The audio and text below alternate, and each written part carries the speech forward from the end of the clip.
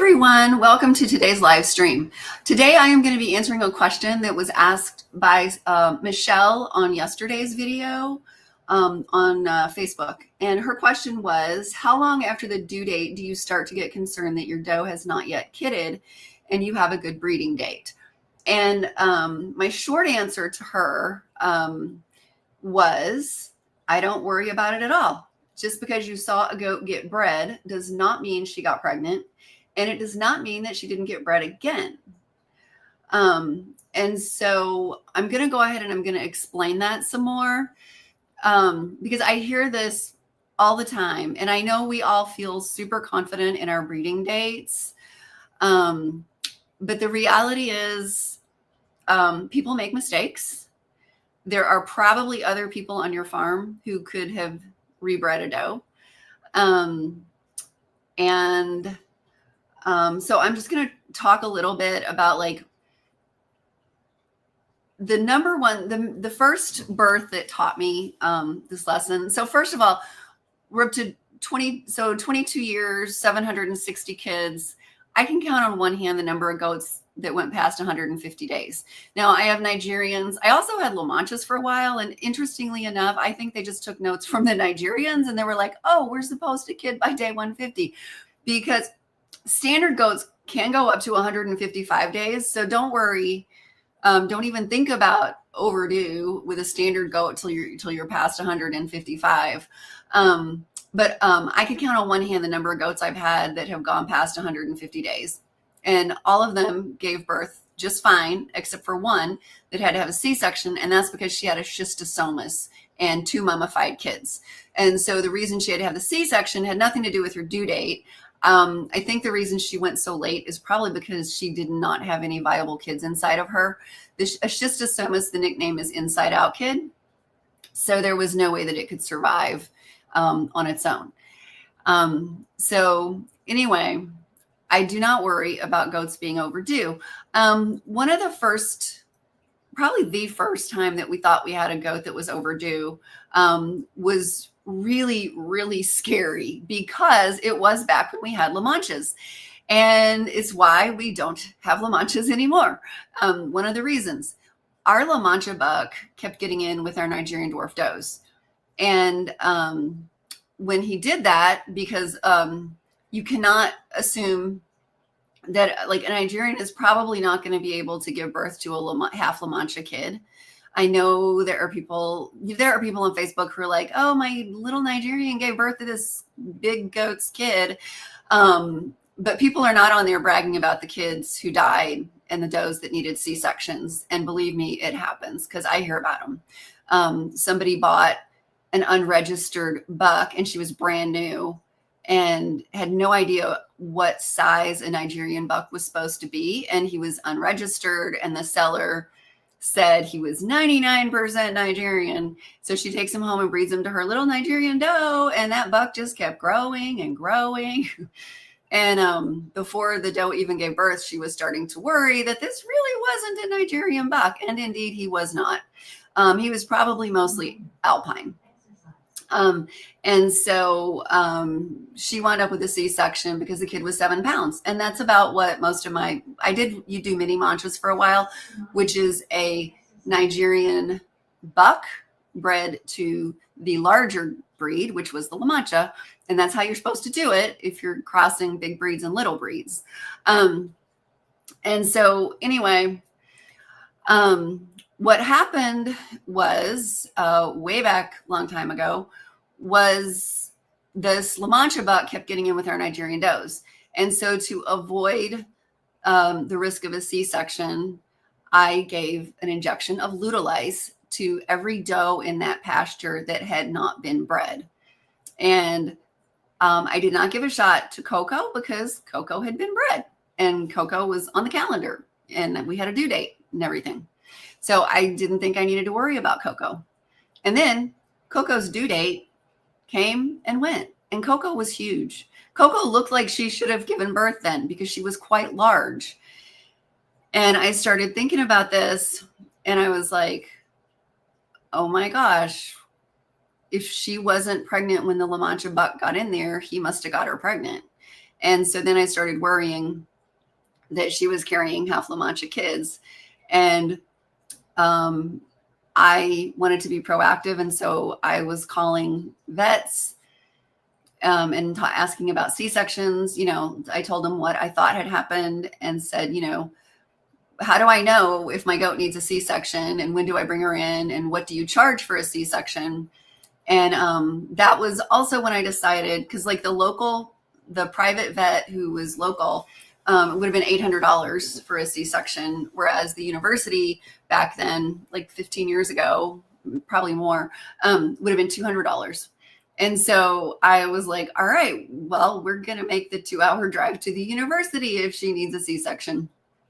And the goat went into labor and gave birth to quadruplets that all had erect ears. They all had Nigerian ears. So they were all 100% Nigerian. And they actually made it easy on me because they were polled. So a couple of them were polled. So this goat must have come back into heat. And I had 2 teenage daughters at the time who were helping me. And one of them must have rebred the goat and forgot to tell me that I needed to add that to the calendar. And this kind of thing is really not that unusual. It happens quite a bit. Somebody last year was telling me that they were really totally confident of their due dates, and they're like, oh my gosh, she's overdue. And surprisingly, they were able to talk their vet into inducing the goat.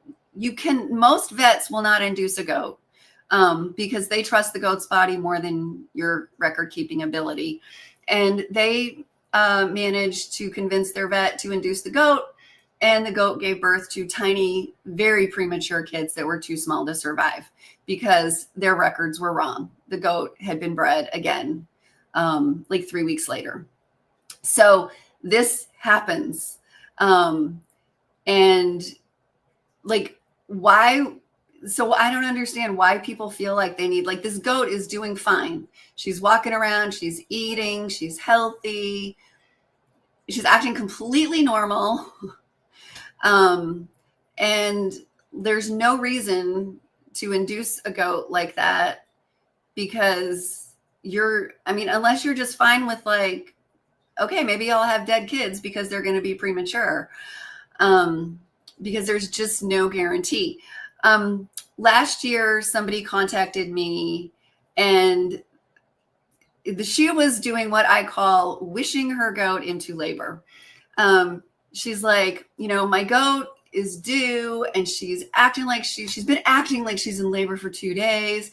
And I'm like, well, send me a video. She sends me a video, and it just looked like a very pregnant goat who was tired of being pregnant and like walking around and laying down and pawing, like she'd paw a couple times before she'd lay down, and just a big pregnant goat. She was not in labor, and this woman was adamant that her goat was due right now because she even had an ultrasound. And so I said, give me some more details on that ultrasound. So because she's like, oh, the vet said she was due now. And I'm like, well, tell me exactly how that played out. So did you take your goat to the vet and tell him that you thought you had a breeding date? And she said, yes. And what exactly were his words? Yep, looks like she's about a month pregnant. And I was like, okay. So there's this thing called confirmation bias, that if you think something and you hear or see something that appears to fit, that you believe it's true. So if she told him the goat should be a month pregnant and he looks at the ultrasound like, yep, she's pregnant, looks like about a month. That does not mean she's due on that day. And I don't think she actually even saw a breeding, like the buck got loose. And so she just assumed that the doe was in heat because the buck got in the pen with her. And then as we talked more, I found out that this buck escapes a lot. And she has a really helpful neighbor who puts the buck back into the pasture if nobody's home when he gets out. And so I said, it sounds like this goat is probably not due right now. And she wasn't. It was like a week. Actually, I think more like 8 or 9 days later, I got an email from the lady, and she said her goat had just given birth to healthy kids, like perfect at term. So we really have to be careful. How much are you willing to risk having premature kids delivered if you induce a goat? And my answer is I'm not. And we're up to 760 kids now, and we don't have any trouble with, we've never had a problem with a goat going overdue and having a problem with that. So people worry about kids getting too big, but if you've bred a goat to another goat that's the same breed, same size, and this doe is not unusually small or anything, you really don't have that much to worry about, because goats have such a small window for birthing. They're not going to get that huge. It's not like humans have like a 5-week window when we can give birth. It's like over a month. And so you can see a much larger, a baby can gain a lot of weight in a couple weeks or a month. But with goats, it's just like this tiny little window. And so they're not getting that much bigger. The other thing too that's really important about that is that you want to make sure your goat, if this is the first time this doe has been bred, you want to make sure she was big enough when she was bred. People ask me all the time, how old should my goat be before I breed her? And the answer is, it's not about the age, it's about the size. You want her to be at least 2/3 of her adult weight. So for my Nigerians, that means I want them to be about 40 pounds before I breed them, because most of the adults are around 60 pounds.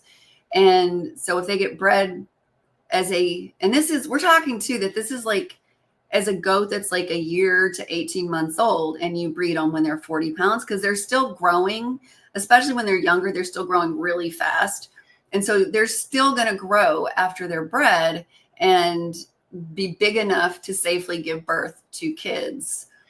Whereas if you breed them when they're older, like if you've got a 3-year-old goat that weighs 40 pounds, do not breed her, because she's done growing. She's not going to grow anymore. And 40 pounds is like, it depends, like she might be able to give birth to kids or not. Because I see that a lot. Like I've seen 35-pound goats give birth, but it can't be a very big kid. If it's a big kid, you're going to wind up with a C-section. Let's see. Judy commented and said, most of the problems with goats is the owner. I've raised them for 28 years. Yes. So I get very nervous when I see people on Facebook talking about breeding a Nigerian to a standard size goat, or even a mini that's, half standard size. I really think one of the reasons we don't have problems with kidding is because we've got registered Nigerians. They're all normal size. So, we don't usually get any big surprises. And the only C-section we ever had for a kid that was too big was ultimately my fault. And I totally admit that now. Like, that goat should not have been bred. She was too small. And the thing is, she had and this is why I worry about people like, oh, well, she's small, I'm going to breed her to a small buck. Sometimes goats are small because of genetics, and sometimes goats are small because of parasites. And so that goat is one I had a long time ago. I think she was born like around 2005 or 6. And she was really small because of parasites, because it had really stunted her growth. And she had the genetics of a bigger goat. And she kept having these kids that were in sync with her genetics. And they were very challenging to get out. And she should have been retired, but I was still new enough that I didn't realize that, and ultimately wound up with a C-section, because she grew the kind of kids that her genetics knew how to grow, even though her growth had been stunted and she was like 5 or 6 years old at that point. Her growth had been stunted by parasites when she was a kid. And so I shouldn't have bred her. So that's something really important to know. But as long as you've got big, healthy goats, that's not a problem.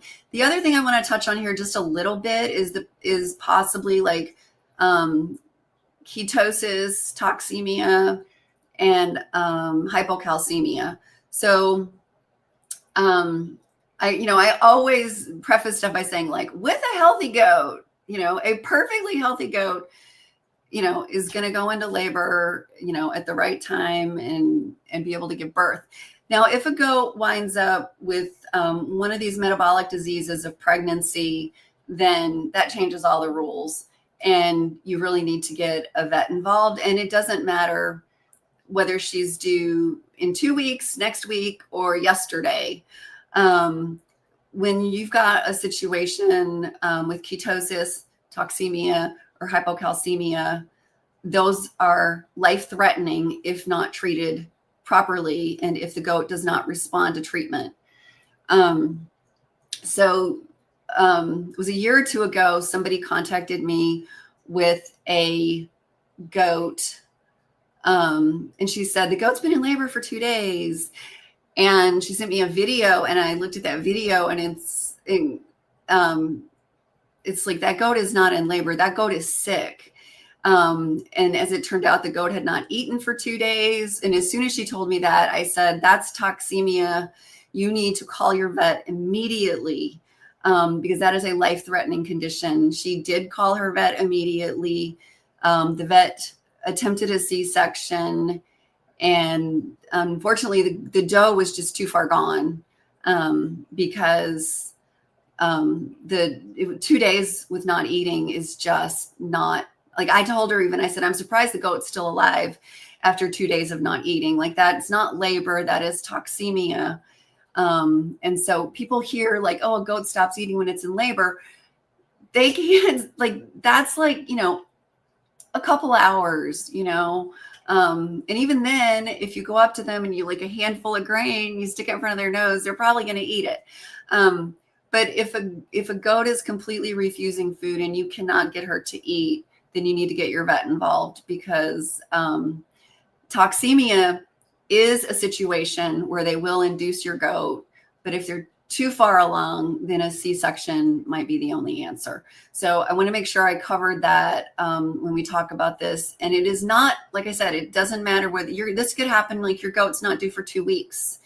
And so again, and like people are like, oh, I think my goat's in labor because she's not eating. She's not due for 2 weeks. Like, nah, if she's not eating, that's toxemia. That is not, that's not labor. So I hope that this has been helpful. If you've got any questions, please feel free to post in the comments section below. We're going to be doing a live webinar on Wednesday night, the 22nd, to talk about most common mistakes people make when their goat is in labor. And if you've seen this in the past, this year is going to be completely different, because people are making all kinds of new mistakes now, because bad information is just getting to be so abundant. So we'll have sign-up information available for that soon, and we'll talk to you later. Bye for now.